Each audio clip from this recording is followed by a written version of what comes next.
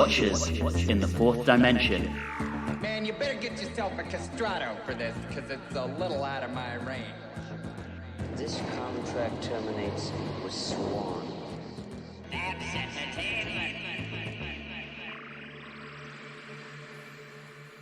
Hello and welcome to a bonus episode of Watchers in the Fourth Dimension. I'm Anthony. I'm Julie. And I'm Riley. This bonus episode is a very special one. The last regular episode we released, in which we discussed the Seeds of Doom, was the final one that we recorded with our dear friend Don before his untimely death. In this episode, we're going to pay tribute to Don in several ways. First of all, we're going to share some of our own reminiscences of that great man. We're going to read some of the amazing mail that we received from the Doctor Who fandom. And then we're going to discuss a movie that was very dear to Don, but had nothing to do with Doctor Who. As I knew Don the longest, I will kick us off with my own tribute to him. Don was one of the earliest friends that I made when I moved to the States, and we met at a house party. And from the other side of the room, I suddenly heard a loud, "Exterminate!" And it turned out to be this text message ringtone that belonged to this man with long hair and the most amazing goatee. And on hearing that, I immediately knew that I had to be friends with this man, and Don candidly didn't have a lot of choice in the matter. He, from there, helped me make my way around my first Dragon Con. He showed me where the con suite was. He showed me where the tiki bar was. He even explained Gumby to me. And several years ago, when I wanted to convene a podcast, asking him to be involved was an absolute no-brainer to me. He was absurdly talented with sound and video. He really was the mastermind behind making us sound better and better over our first 4 years of making the show. To me, it says a lot about his talent and ability that it took us nearly 6 months to reverse engineer everything he did on the sound front. And to give some context, he would take our raw recordings, he would cut out all the dead air, he would run it through a few filters to really make us sound as full as possible, and then he would send what was left out to whomever was editing that week to then go ahead and do the final edit. Hopefully what you're hearing now is close enough to everything he used to do to make us sound really good. Don sadly passed away on January the 23rd, 2023, and if you heard the announcement I put out that day, you'll have heard how absolutely devastated I was. He was such a very close friend of mine, and he is very, very much missed. And Julie, I'll hand over to you. All right, great. Thank you, Anthony. So, as it probably is somewhat apparent, Anthony is the one who brought us all together. And I remember meeting Don for the first time in a coffee shop, talking about doing a podcast. Me, being the talkative person that I am, was focused on, okay, yes, I want to do a podcast. I want to talk about all the things. And Don was the one who would sit there and say, well, maybe we should think about outlines. Maybe we should think about sound. How are we going to record? Do people have the right tools in order to do this? As Anthony also said, he was the person behind making us sound as good as we do. I loved doing this with him, especially from the beginning. I think I tried to be a little bit more clean at the beginning, and I remember questioning whether or not we should name an episode Susan Loves Scissoring. And now I've gotten to a point where we were competing over who could make the most inappropriate title in our episodes. So I really will miss Don, not only for his contributions from a sound and editing front, but also from just that humor that he had is something that we probably won't get back. I'll hand it over to you, Riley. I was also introduced to Don through Anthony when the podcast was being planned, and due to our ages being similar, I believe that we had an understanding of each other at a very early mark. Over time, we discovered that we both shared a similar taste in comedy and an appreciation for horror films, particularly very old ones. Don was one of those people with a defensive exterior that really protected what was a kind and thoughtful person. And once you broke through that, you were given access to his wonderful wit. And I'm very happy and glad that all the listeners of the podcast got a taste of that. I will surely miss a good friend and companion in horror. Thank you both.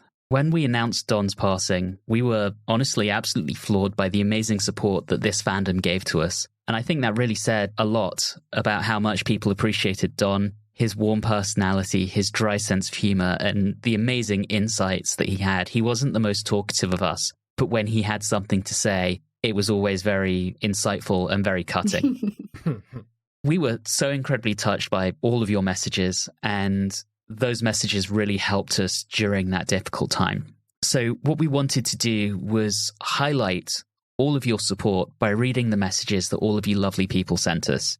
And before we get into the specific longer messages, a good number of you left very short condolence messages, 4 or 5 words. And I really wanted to acknowledge those. And so I'm going to start by giving a shout out to those who sent those in.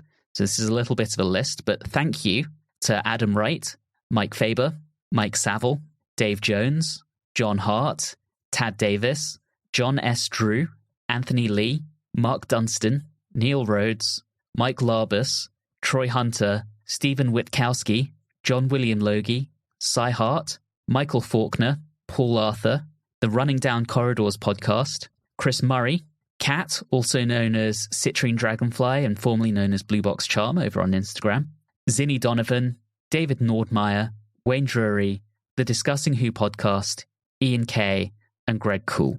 Next, I'm going to hand over to Julie, who's going to kick off our longer items of mail, and for each message, we're going to cycle through on reading them. So, Julie, get us started, please. All right. Probably one of the favorite names out there, Astrazon Danglebert Zebulon, says, this is a gut punch to you guys especially, but all of us Watchers fans will feel his loss.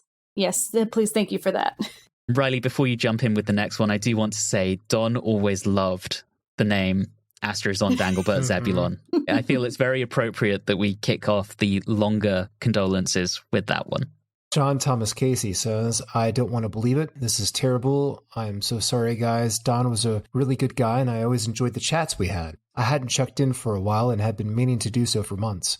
I can imagine a little of how you all must be feeling right now. It really is devastating, and it sounds like it was sudden and unexpected. The hole left behind when someone just goes forever hurts like nothing else. Be as well as you can. You 3 are my thoughts. Thank you, John.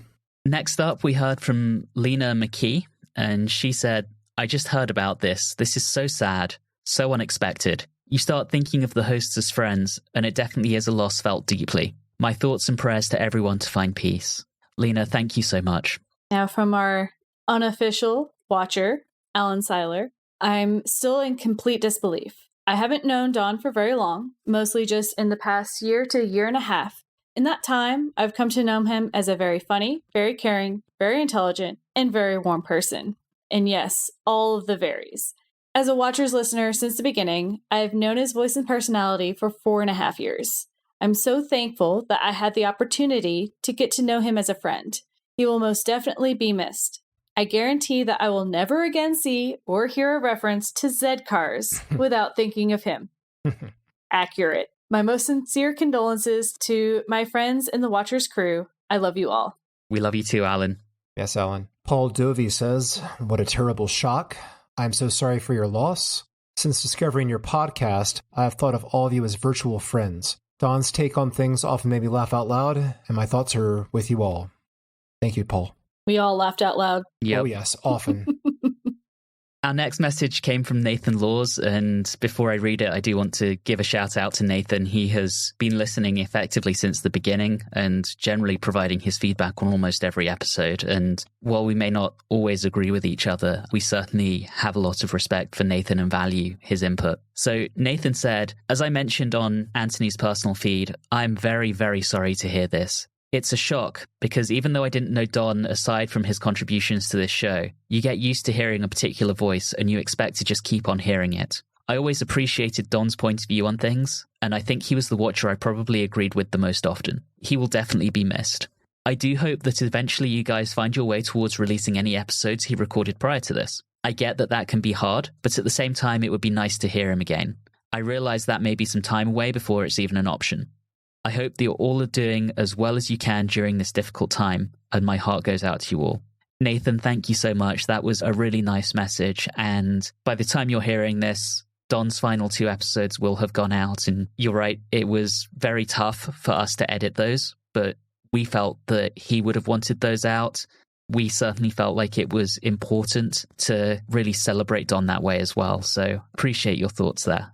Now, from Bill Stevens, please know we all share your sadness and heartbreak. Your podcast feels like having a chat with like-minded friends, and that's why Don will be so missed. I hope it's some comfort to know the pleasure you all bring to so many fans the world over. Think about that, the world over. It still blows my mind that there are people in other countries, many other countries that are listening to us, and we all greatly appreciate it, and I know Dawn did as well. From Charles Martin, I've been enjoying working my way through your back catalog and keeping up with the current episodes. I just want to say that all of you make really great, unique contributions to the show. Dawn might be the one I identified with most, though, because of exactly the traits you pointed out. Funny, sharp, always positive, but when needed, the deliverer of high-quality snark. I love the obvious chemistry between the four of you. As a fellow Who podcaster myself, formerly of the Happiness Patrol and GPR, I cannot fathom the sadness that must be accompanying the unexpected loss of such a good friend and teammate. I hope your memories and camaraderie will give you some comfort in the days ahead. His contributions to the show will certainly not be forgotten here. Thank you, Charles. Joseph Staub wrote in and said, so saddened to hear this. Prayers for Don, his family and friends in this extremely hard time. Take all the time you guys need. We completely understand. Joseph, that means a huge amount to us. I think, as everyone knows by this point, it's taken us probably about 7 months to release new material since Don's passing. And I think that was the time we needed. But definitely appreciate all of you for sticking with us and waiting it out. Now, from Dan Boris, this is so very sad. I've only recently started to listen to the podcast, started around the middle of the Pertwee era, and it has just started to get into my favorite era of the series. Having first watched these when I was young, it is really interesting to hear other perspectives on the episodes. It has even prompted me to take a second look at some of the episodes. Yeah, some people really need to do that. I look forward to the return of the podcast whenever they are ready.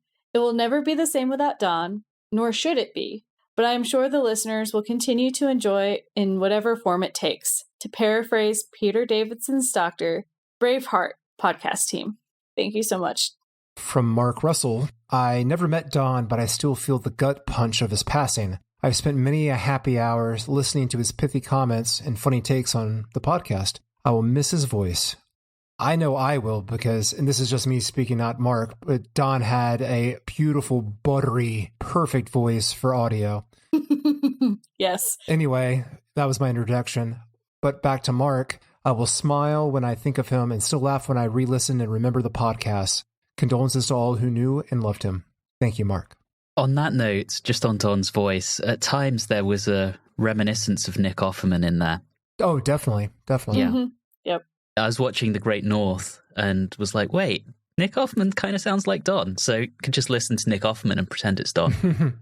Mike Wilkinson wrote in and said, oh no, guys, I am so sorry. I'd been fishing for the perfect Doctor Who podcast for some time when I stumbled upon yours a few weeks ago.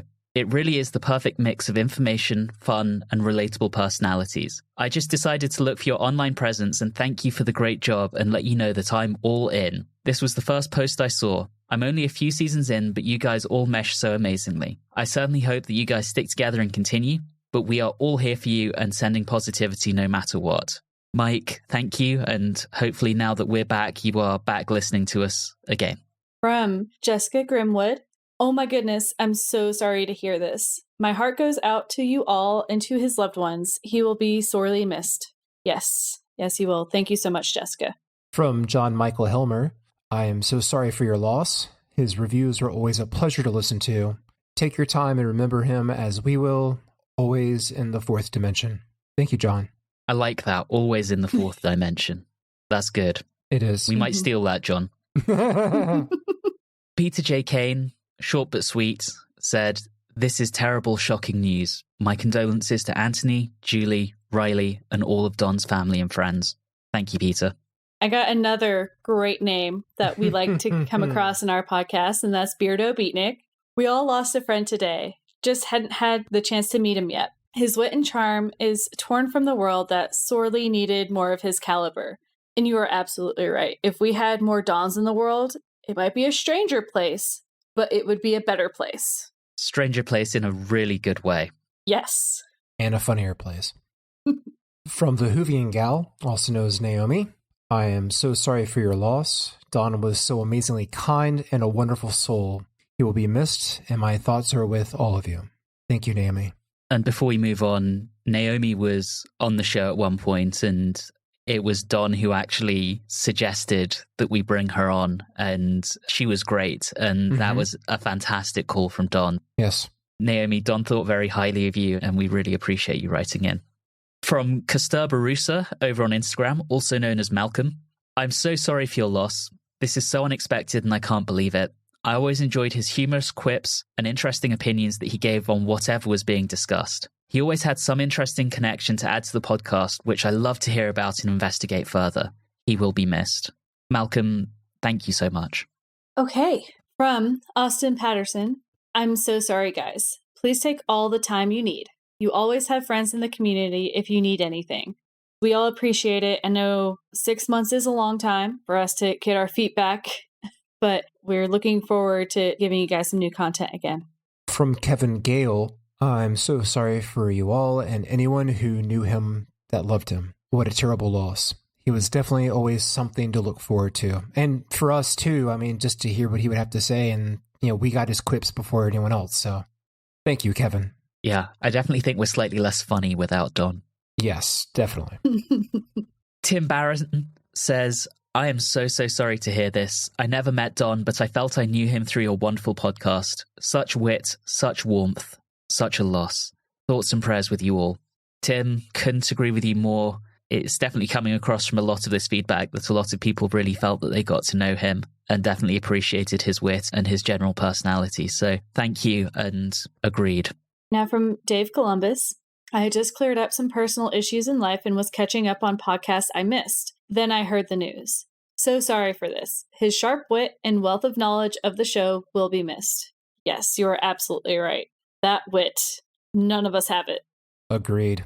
From Alex Kafetzoglu, which, Alex, I'm sorry, I've read your mail before, and if you could phonetically write out your last name, I promise I will get it correctly. I actually went on YouTube to try to learn how to pronounce your name before reading your name before, but I wasn't certain. But Alex says, I've been thinking about Don quite a lot the last few days. The best thing about your podcast is the humor. You're all very funny, but no one more so than Don. That is true. He would often have me laughing out loud with his comments and observations. This is such a huge loss, even just to us, the listeners. I can't begin to imagine how you all are coping. I hope you're all looking after your souls and will take the time to come to terms with this. We will all still be here when you are ready. My condolences to you all. R.I.P. Don. Thank you, Alex. Next up, we have Bill Lamond, who was very frank, and he says, with my autism, I never know when I'm going to say the wrong thing, so I'll be brief. I am so sorry, so sad. I do want to go back and listen to past episodes, but with my 99th percentile ADD, I struggle to figure out who's speaking. I'll still miss Don, but not as much as you will. Thank you for reminding us to tell the people we love that we love them. Bill, you said the perfect thing. Keeping it brief, but expressing your condolences, so thank you. All right, I think we're getting close, guys. And now from Gary Ireland. I've only just started listening to your podcast in the last few weeks, and I'm already on the savages. Oh dear, the savages. I absolutely love hearing everyone's takes on the episodes. You guys have been my company traveling every day to Edinburgh for my new job. Each day, hearing your enthusiasm for a TV show I love reminds me how lucky I am to finally ended up working in the industry I love. Oh, that's even better. I love the pace of your podcast, the metrics, the quip synopsis, and have had lots of laugh out loud moments. A fair few of them due to Don. That's the running theme. Today, Spotify accidentally skipped me to the latest episode and was sorry to hear about his passing. I can't begin to imagine how you guys are feeling, but felt the need to reach out and thank you all and pass on my condolences. I hope in your own time you will return to the podcast. In the meantime, I'll enjoy the episodes I've got. So sorry for your loss and hope you are keeping well. Julie, thank you so much for that last one. That brings us to the end of the mail we had. And as I said, the response from you all has been truly, truly touching and absolutely amazing. All of your messages really have filled our hearts with joy. And it became obvious how much of our audience have connected with all of us, but especially Don. He never knew, I don't think, how enjoyed he was. And I think if he could read all of this, he would have been incredibly, incredibly touched. So thank you, everyone. For the remainder of this episode, we're going to do something a little different from our norm, and we're going to discuss something that has basically zero connection to Doctor Who, and that's a film called Phantom of the Paradise. Now, you might be asking why, and the answer is Don really loved this film, And he often mentions to the three of us that he was desperately trying to find some sort of really tenuous link to the show so that we could do a bonus episode on it. I think he was even going in to see if any of these actors had worked with someone who worked on the show in another production to really, really tie it back in some bizarre and random way. But honestly, we've still found nothing on this. But I have a tentative thing, but we will discuss. Okay, good. We'll come back to that. But regardless, honestly, Don really wanted to talk about this, and doing so now seems like a really nice way to pay tribute to him. Before we discuss it, just to give everyone some information on the film, it was written and directed by Brian De Palma, who would actually go on to have some pretty big successes as a director, including Carrie, Dress to Kill, Scarface, and the first Mission Impossible movie. Sadly, this film was not one of his successes. Released on Halloween 1974, the film grossed a mere $250,000 on a budget of $1.5 million. Ouch. However, in recent years, it's developed quite the cult following, and bizarre kind of fact about that is it became a major influence on the iconic French electronica duo Daft Punk. The other main player in this movie is an actor and a musician by the name of Paul Williams, who in this not only played Swan, but he also provided the singing voice for Wilson Leach, and he wrote the score for the whole movie. He's also had quite the career, writing hits for Three Dog Night, The Carpenters, and Barbra Streisand. And in terms of films, he also scored 1976's Bugsy Malone, 1979's The Muppet Movie, and every millennial's favourite, 1992's absolutely iconic The Muppet Christmas Carol. So with that, we're going to jump in and discuss this, and I really just want to kind of start with each of you. What are your overall impressions of this now, having watched it? I still haven't figured out if I love it or hate it. And I think it really falls into the realm of Rocky Horror for me, because if the music wasn't there, I would hate it. I would hate it. But the music saves that film. And I'm not even talking just the main players, but the oh gosh, what's the name of them? The Fruit Loops? No. The Juicy Fruits. Juicy Fruits, sorry. Oh, no, they changed, though. The Juicy Fruits were at the beginning, though. So they changed, but... They changed throughout, and it's the same band, but each time I love them. I'm like, oh, you sound like a 50s drifter, grifters things, and then whatever that other one was. But I love the last bit when they're actually performing as Beef's backup group, which, first off, Beef is a wonderful name. I love that song. Oh, yes. And they're chopping up people, and oh my gosh, it was beautiful. And I'd like probably his voice the best out of every other person in the whole film. The lead of the Juicy Fruits, not Beef. Yes.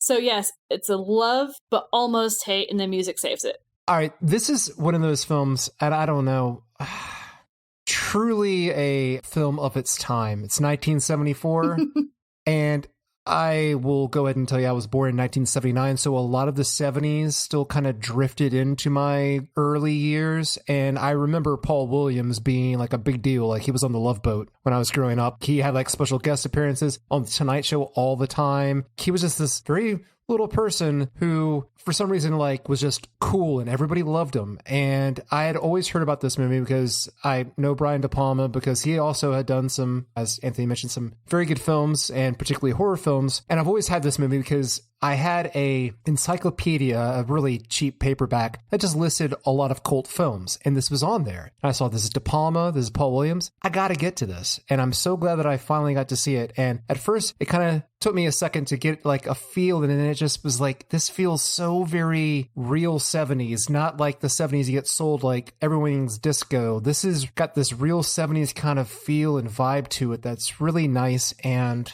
the music is outstanding. I enjoyed the acting. I thought the acting was good. I think the dialogue could have been a bit tighter, but I really enjoyed it. It's been really sticking with me lately since I watched it. I've been listening on Spotify repeatedly ever since watching it. So, oh, it's on Spotify? Oh, yes. Okay. Which raises a question before you give us your opinion, Anthony. You mentioned that Paul Williams did the voice for Finchley for when he had his specific singing bit at the very beginning, singing the song Faust. Yeah. It's interesting. On Spotify, they still list him as the sole artist on that. It's interesting. Oh, wow. I know. Yeah, it's definitely interesting. Don kind of hounded me into watching it back in December, and It was just before Christmas, and I had had a little bit of a COVID scare in that I had been around someone who a few hours later tested positive, and it being just before Christmas and not wanting to prevent my partner from spending Christmas with her family, I went into isolation, and this was something I watched while I was really bored, locked in the bedroom. And I didn't have COVID, by the way, in case anyone was wondering. But in those few days while I was waiting for my test to come back negative, I watched this and I definitely got that Rocky Horror vibe from it. I think it's very much an aspect or a function of the time it came out. I mean, Rocky Horror as a theatre production opened just over a year before this hit the theatres. And then the Rocky Horror movie came out about a year after this. So very much of the same time frame. And you definitely get that kind of same aesthetic, the same kind of callback to the 50s, the same campy horror vibes to it. So I definitely see where you're coming from. And while Rocky Horror plays on certain horror tropes, this uses slightly different ones. It calls back to Faust, it calls back to the Phantom of the Opera. And even though I've now probably seen this 3 or 4 times, because I watched it twice preparing for this recording, I'm with you, Julie. I'm still not sure whether or not I actually like it. The music is great. We'll get in some of the specifics as we go, but wow, some of the performances are awful. There's that scene at the beginning where Winslow Leach is singing Faust that Riley mentioned, William Finley, and it's so obviously overdubbed. Overdubbed, yes, it is. Like, wow. Yeah. But honestly, that adds to some of the charm. I think if push came to shove, I would say I actually really like it. But there are parts of me that go, ooh, I can kind of see why this bombed.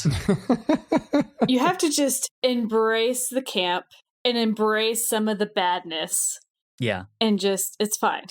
I think the best way to put it, I can see why it bombed, but I can also see why it has become a cult classic since. Yes. You know, it's just that kind of film that does that. Yeah. Yeah. I would like to point out just an interesting connection here. Since we've been talking about Rocky Horror, Jessica Harper, who is the female lead in this film, was the female lead in the unsuccessful Rocky Horror sequel, Shock Treatment. And she was also in Suspiria, which is awesome. Yes. So I'm going to tell you my tentative connection to this, and it's not a real connection, guys. So when I said that Swan's haircut, does it remind you of anyone else's haircut? Because I was getting slightly Joe vibes from that haircut. I was thinking Jimmy Savile, which, you know. Oh, yes. I was thinking like the Nelsons, if anyone remembers that from the 80s and 90s, the twin musicians with the very long blonde hair. Oh, yeah. Yeah. No, this was the longest stretch I could make of any sort of connection to Doctor Who was a haircut. I tried everyone. We can do a 3 degrees of separation in that Jessica Harper, as Riley mentioned, was in Shock Treatment. And starring alongside her in Shock Treatment was Patricia Quinn, who is in a story from season 24. There we go. You can kind of go for several degrees of separation, but I can't find anyone who worked on this movie who actually then also worked on Doctor Who. Was anyone else struck with amazement that, yes, it indeed was Rod Serling doing the narration at the beginning?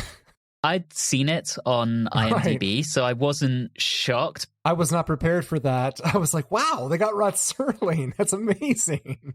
Yeah, I think I would have been surprised if I didn't know. Yeah. I mean, it's definitely cool. Yes, I mean, I thought when I heard it, I'm like, did they get a Rod Serling impersonator to do this? Because I just knew that this was not a movie that had necessarily a large budget. But can we talk about the fact that this went for an Academy Award?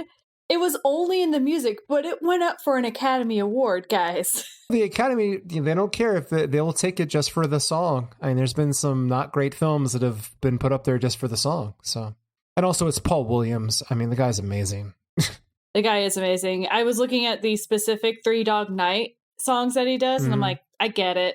Yeah. And some of his solo stuff outside of this is really, really good too. Since we're talking about Paul Williams, let's talk about the soundtrack. Any favorite songs? Oh, God. Yeah. Well, Julie went ahead and got to one of my favorites, which is the song by the Undeads, the Beef Construction song, which I believe is Somebody Super Like You, I believe is the title. I really like that. But also what is really strange is, because I've been listening to the soundtrack, they have 2 versions of the song Faust. They have the one that Finchley didn't sing, but did in the film, but didn't really sing it. And then there's a more thorough production version of it that is in Paul Williams' normal voice. It's on the soundtrack. And I love that song. That song, I think it's fantastic. It's got a great structure that's really interesting. But I actually prefer the Finchley version, or the Finchley didn't do it but listed version, where just the straight up piano, it just cuts through.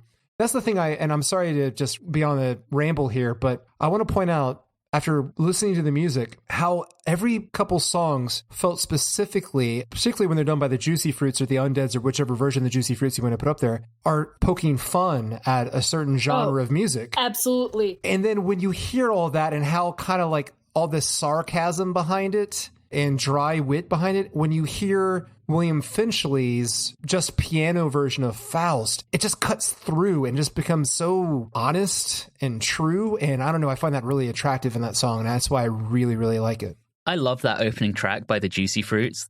I kind of love that doo-wop vibe. Oh, that 50s, yeah. Yeah, I'm an absolute sucker for some doo-wop.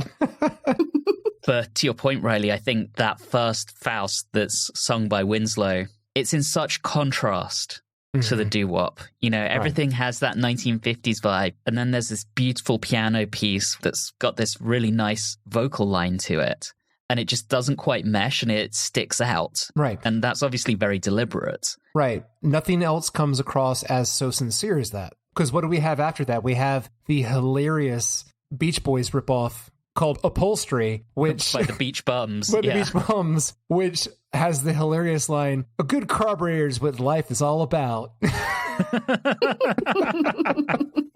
I'm with you both. I think anything by the Juicy Fruits, the Beach Bums, and the Undead is just spectacular. It's just so good because, again, it's the poking fun at, but done so well. If you were to go back to the 50s and like listen to that song, you would believe that someone from the 50s did that song. Some of the content, probably not, because I don't think in the 50s they're going to talk about someone dying. Well, I mean, they did in Leader of the Pack. Leader of the Pack did. Yep, never mind. But I think my favorite was the Undead, Somebody Super Like You. I really enjoyed that. But at some point, I would like to touch upon Beef, but just as Beef. So let's finish up the song music before we get to that. And can I ask a question about the Undead song, the Somebody Super Like You? Was that poking fun at Alice Cooper? Because it was that plus like the kind of stage theatrics thing? I think so. And I almost got a little bit of Kiss out of the makeup. But I don't know if Kiss were around. In 74, I don't know. I know I just looked it up. I do believe that Cooper was active at that time. And Kiss came about in 73, so yeah, they would have been around. It's probably also too early, but when I think Beef, I'm like, they weren't making fun of Meatloaf, were they? There better be no way that they were making... They would have had him on a piano if they were making fun of Meatloaf. Yeah. Just throwing that one out there. Bat Out of Hell didn't happen until 77, so Meatloaf... So he would not have been known. He would not have been known to an audience, so there's no reason to make that joke. I mean, he showed up in Rocky Horror in 75 and then Bat Out of Hell, which was his debut. And sorry, just 1 second. What a fucking debut. Bat Out of Hell? I mean, holy shit. Guys, I don't think you guys understand my love of Meatloaf. So when you like even hinted that they were making fun of him, I was like, no. I was just asking. I like Meatloaf the musician, but not so much the food. If I make the meatloaf myself, yes. If I get it somewhere else, I don't trust it. Yeah, exactly. Anyway, back to the movie. Yes. Nice little Meatloaf sidetrack there. So we want to just talk about Beef? Because we're already talking about Meatloaf. No. Yeah, let's definitely talk about Beef. So let's talk about the film. There are some elements of the film that stand out to me, and I will say that I really enjoy the acting by our leads. I'll specify it by our leads. Jessica Harper is always very good. Paul Williams, for a person who's a talented musician, is very good at acting. Yes. Surprisingly good at acting.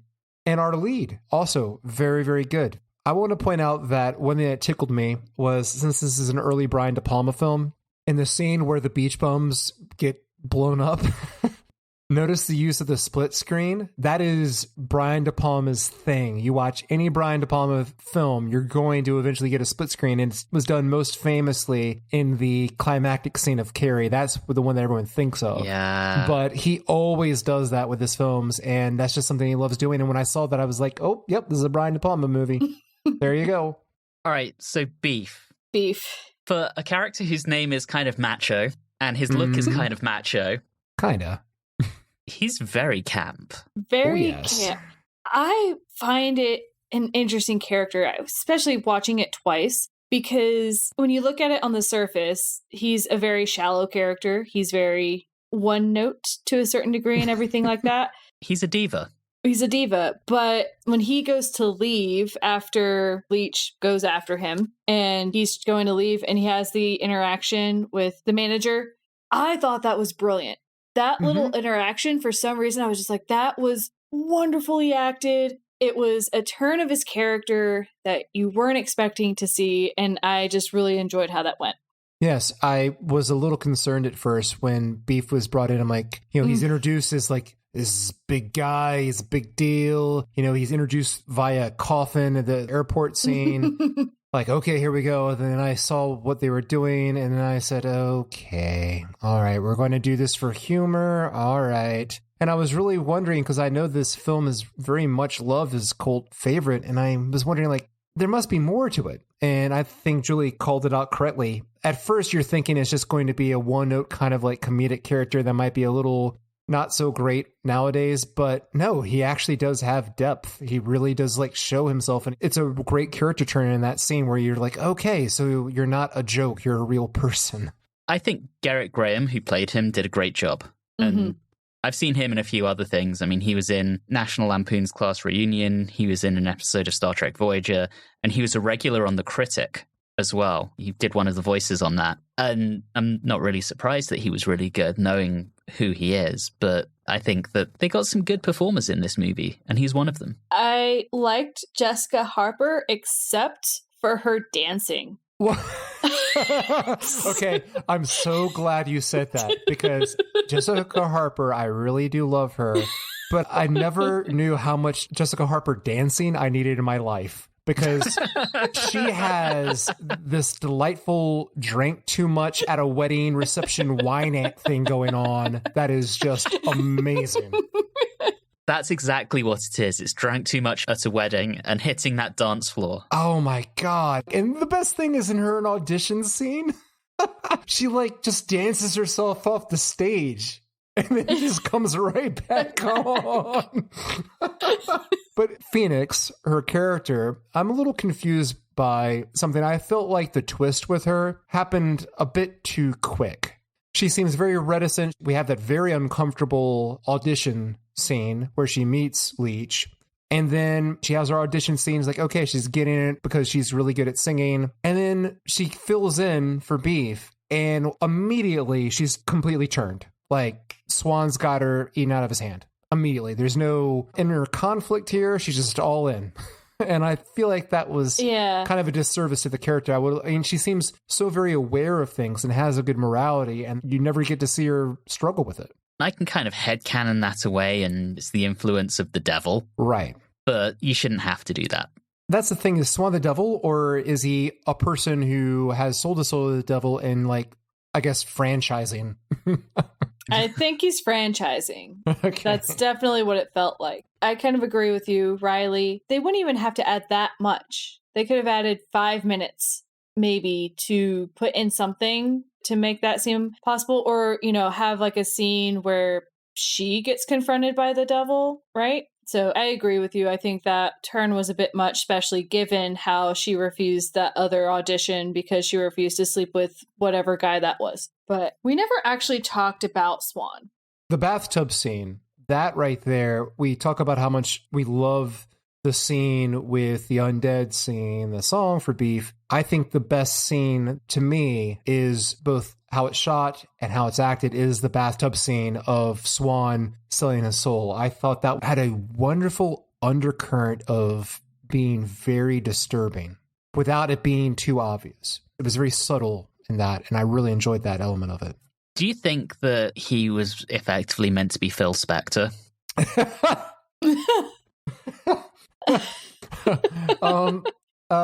That's a good question. I was kind of thinking through, okay, which big producers could they be parodying here? And the one I came closest to was Phil Spector, kind of an asshole, yet absurdly successful. Right. Yeah, that works. And Paul Williams, in his time in the industry beforehand, probably heard a lot of things or dealt with them himself. I don't know if you ever had any production from him, but But to your point, Riley, that scene is probably the best scene with no music. I was highly talking about the music when I was talking about the other one, although it still is high on my list because I think that one's more entertaining and amazing. And this one is, as you said, it's well shot.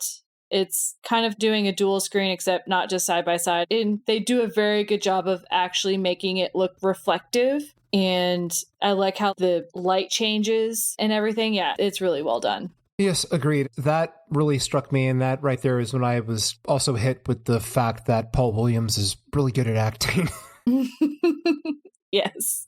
He might almost be too good for this movie. Well, he carried this movie on his shoulders, let's be honest. Yeah. I mean, you don't have this movie without Paul Williams. Can you imagine this without, like, his music? It was someone else's music that wasn't as talented as him. Ooh. I have a couple questions, though, that has been spinning around in my head about this film, and I want to get everyone's opinions on it. Swan's name is Swan. Jessica Harper's character's name is Phoenix. The Phantom's mask makes him look like an owl, and the label for the record label, the Death Record label, is a dead bird. What's up with all the birds? I mean, were they just trying to do a motif? Is that it? Or is there something I'm missing? Does anyone have any guesses on that? I would think it's a motif. Okay. That's my opinion. Well, especially if you think about it, it's interesting that Swan chose the dead raven or whatever as opposed to a swan, the obvious. So that's first an interesting one. In Phoenix, it feels like they just keep Leech out because maybe they're like, but it's Leech. It's not it's not a bird. That's probably going too far. Originally, his company was meant to be called Swansong Enterprises, but Led Zeppelin had a label, Swansong Records, so they had to remove Swansong Enterprises from the film, although it's still kind of there in a couple of scenes. Interesting. And I have one last question. One thing that really bugs me is that, okay, we have Phantom of the Opera, we have Faust, we have Frankenstein, roughly, with the beef construction scene, because they're back there sewing up all these body parts from different people to create one person. And then we have that wonderful scene in the bathtub that I discussed, which was basically the picture of Dorian Gray. So, with Dorian Gray, at the end, it's my understanding, yes, especially with the scene where there's that woman who talks to those younger girls and says, "That's Swan, I used to date him back in high school." That woman looks like she's in her 40s or 50s. I'm guessing. And those girls are high school age or early college age. So when Leech destroys the contracts and Swan becomes vulnerable and we have our big climactic scene and that gold mask is taken off of him, why is his face melted? Why doesn't he just look like a 55-year-old man? Maybe in his contract he assumed some of the injuries from Winslow. I don't know. Again, I'm stretching here. All right, my only headcanon for that was that technically that image of him, that whole Dorian Gray thing, is that at that moment his physical body, his true physical body died, so he's been decomposing for 20 or 25 years. That's my only guess. It's either decomposing or my other thought is that since it's not a portrait, it's like on film and the way he destroyed the film. That it melted because it was a fire. Yeah. Yeah. Yeah, good. Yeah, that works. There we go. Solved. I want to touch on something you said there, Riley. That woman who said she was at high school with Swan. And maybe this is the sign that I'm getting older, but I thought she was hotter than the groupies. That happens. I don't know. No, that happens. Do you know how often I think older men are more attractive than teenage boys? Because it's all the time. All the time. I'm like, guys in their 50s look amazing. Sorry, everyone, but they do. Nice. Anyway. All right, so we touched on the influences. I think we've discussed this pretty thoroughly. Are there any kind of closing thoughts or anything left that you want to touch on? Yes, I have one thing, and I don't know if I have the dates right. So I've been picking away at each song, each artist that's represented in this universe, and trying to figure out if it's trying to point at somebody else. Do you think that the original Leech is Warren Zevon, excuse me? He just has that look. I don't know why. The glasses, maybe? And I could see Paul Williams having respect for him. It's the glasses and it's the hair, I think. Yeah. I don't know. When did he first... Yeah, that's the question, isn't it? Break it. I think his major label debut Wasn't until 76. Ah, damn. But he'd been on the scene. He tried a solo album in 1970 that flopped. Well, there you go. And he'd been touring with the Everly Brothers since 70 or 71. So he was around on the scene. He just wasn't particularly famous. So it's possible. Right. And Paul Williams is on the scene. I'm sure he had an eye for people that were talented before he saw him. And also just like that song, the structure of that song, how that song goes just really reminds me of him in his style. Yeah, I didn't go quite down that path of trying to figure all of those things out. Half the fun. I'm still trying to decide if I like it. Well, you at least like the soundtrack, and that's available Yes. on Spotify. So there you go. Yes. Well, I don't think there's any value whatsoever in us rating this. We're just going to say sort of liked it, sort of didn't. I can see why Don enjoyed it. Oh, absolutely. It's got that kind of quirkiness that I know he loved and the camp factor as well. It's definitely fun to watch. If you like cult films and you like old films, you should see this movie. There is a good possibility I will actually watch this again because it's weird and everything, but there's probably going to be some night and then I'm just, I'm going to go watch that. Worth a watch. So a few weeks ago, I was involved in helping to sort through Don's belongings and actually came into possession of his Blu-ray copy of this. So I now have it. And I think I'll definitely be coming back to it on a few occasions for that reason, in that I have easy access to it. Well, this has been a lot of fun. We started the episode with some heavy stuff. I think we've lightened it up with this hearty discussion. Once again, thank you to everyone who wrote in and said such nice things about our friends, and we really wanted to give you all props. And we hope you've enjoyed our conversation about this slightly strange movie, and maybe you're even inspired to go and watch it yourselves. We'll be back next time round with a regular episode when we'll be doing our season 13 retrospective. It's the first Doctor Who episode we recorded with just the three of us. So that's going to be an adjustment for everyone. So please do tune back in for that. As always, thank you so very much for listening. And until next time, have a good one.